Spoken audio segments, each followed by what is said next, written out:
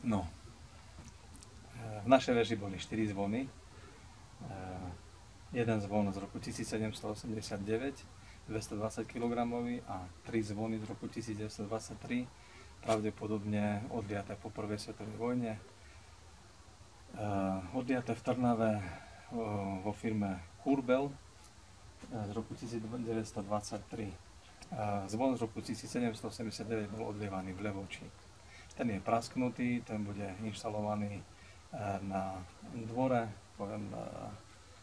farskom dvore. 3 ostatné zvony staré z roku 1923, tieto dva sú obnovené, 410 kg zvon a 90 kg zvon. 40 kg zvon najmenší je ešte v renovácii a ten sa inštaluje potom dovnútra do kostola. Tieto sa vrátia hore do veže. Sú to dva obnovené, reštaurované zvony s nápisom, aby zvonili na Božiu slávu. Tomuto zvonu sme včera dali meno Svätý Ondrej ako patron farnosti. Druhý zvon, 90 kg, je zvon tiež s nápisom na Božiu slávu a dali sme mu meno včera, nevieme, že z minulosti či má meno, nemá, tak dali sme mu meno Svätý Martin ako patron spišskej diecézy. Ku týmto dvom starým zvonom prídu 3 nové zvony. 3 nové zvony, Mariánsky zvon, zvon svätého Jozefa a zvon svätých apoštolov Ondreja a Jána.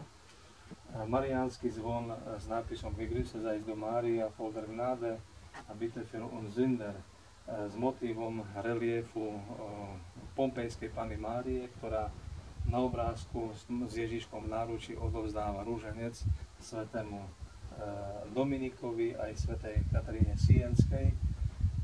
Na tomto zvone je vlastne z druhej strany nápis, respektíve tento relief svätého Jána Pavla II, ktorý sa zasvetil Panne Márii s nápisom Totus tuus Maria, a zároveň na tomto zvone je napísaný v nemčine nápis, ktorý hovorí ako keby zvon sám o sebe, že je povolaný k životu do srdca farnosti, ktorým je vlastne kostol, srdcom farnosti je kostol, tak do tohto srdca farnosti je povolaný tento zvon. V roku Pána 2015 práve vo výročí 700 rokov písomnej zmienky o farnosti Chmelnica, respektíve o obci Chmelnica alebo o obci Hofgard. Tento zvon má 290 kg. Druhý zvon, menší, je zvon 220 kg, ten je zasvetený svätému Jozefovi, patronovi umierajúcich a ženíchovi Panny Márie, s nápisom, nemeckým nápisom Heilige Jozef, pomáhaj nám, respektíve oroduj u Boha vo všetkých našich trápeniach alebo v našej núdzi. A z druhej strany tohto zvonu je dlhší nápis, je tam modlitba k svätému Jozefovi a zároveň po nemecky je tam povedané, že bol darovaný zo srdc alebo zo štedrosti srdc veriacich. Posledný zvon najmenší, nový zvon, ten má 130 kg. Je zasvetený apoštolom Ondrejovi a Jánovi, svätému Ondrejovi ako patronovi farnosti, a vpredu máme ten klasický latinský nápis, ktorý patrí zvonom, vivos voco mortuos flango, fulgura flango, čo znamená, že živých volám, mŕtvych odprevádzam a hromy lámem.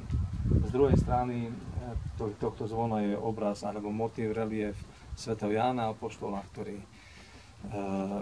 s motiváciou toho, že nebojuje už pes, zasadzoval za obnovu týchto zvonov a on chcel tieto zvony, aby sme takto obnovovali.